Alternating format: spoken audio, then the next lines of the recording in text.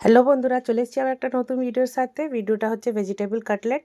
আমি first time try করেছিলাম, আর এটা হচ্ছিল হোলি স্পেশাল, মানে হোলিতে খাওয়া হবে বলে কিছু স্পেশাল। তো আমি আগে সব কুচিয়ে রেখে দিয়েছিলাম, তারপরে একটু ফোড়ন দিয়ে, আর ইজি মেথডেই করেছি। ফার্স্ট টাইম ট্রাই করেছিলাম। আর ঘরেতে অনেক বছর আগে যখন ছোট ছিলাম একবার হয়তো আমার বাবা বানিয়েছিল, তখন একটু হেল্প করেছিলাম। তো আবার এখন তো ইউটিউব, গুগল সবই আছে ওই আমাদের রান্নার হেল্প করার জন্যে। তো ওইতে একটু দেখে যেমনি ওতে সিম্পল প্রসেস দেখি আমি, সেই হিসাবেই বানিয়েছিলাম।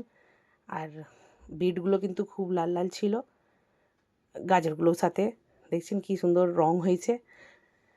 তো ওই ভাবলাম যে আপনাদের সঙ্গে একটু রেসিপিটা শেয়ার করি, যেহেতু আমি বারবারই বলে থাকি আমি ইজি রেসিপি ট্রাই করি। তো এটাও একটা ইজি রেসিপি, কিন্তু বানাতে অনেকই টাইম লেগেছে। মেন হচ্ছে এগুলো কাটাকুটি। আর আমি এগুলোকে বয়েল করিনি, সেদ্ধ করিনি, মানে আমি হালকা তেলে এগুলোকে সব ভেজে, মানে ঢাকা দিয়ে দিয়ে সেদ্ধ করেছিলাম, ভেজে ভাজতে ভাজতে।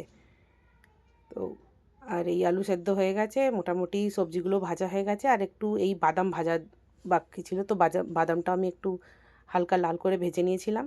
তো এগুলো সব মিক্স করে এবার দেখুন এটা অ্যারারুটের ওই গোল, আর হাতে করেই মাখিয়েছি, বেশ করে হাতে করে মাখিয়ে।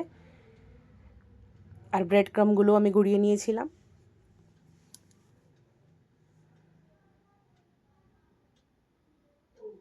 আর আমার হেল্প করেছিল আমার মেয়ে আর আমার হাজব্যান্ড। আর এই দেখুন অ্যারারুটগুলো মানে পাকিয়ে, তারপরে অ্যারারুট বলছি, মানে ভেজিটেবল কাটলেটটা পাকিয়ে, আর এই যে অ্যারারুটে গুলে, আর এই ব্রেড ক্রাম্বে। তো দেখতে অতটা ভালো হয়নি, আর খেতে মোটামুটি অত অত খারাপও হয়নি, ঠিকই ছিল। তো এমনি করেই বানিয়ে নিয়েছিলাম। যতটা মনে হয় একটু যেন যে মাখাটা আমার হয়ে গেছিলো একটু নরম ছিল, একটু শক্ত শক্ত মাখা হলে হয়তো এগুলো আরেকটু ভালো হতো।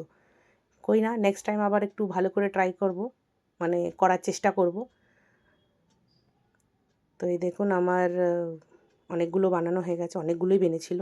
যেহেতু হোলিতে কেউ না কেউ আসতে থাকে, তো ওই জন্যই আরও একটু বেশি করেই বানিয়েছিলাম।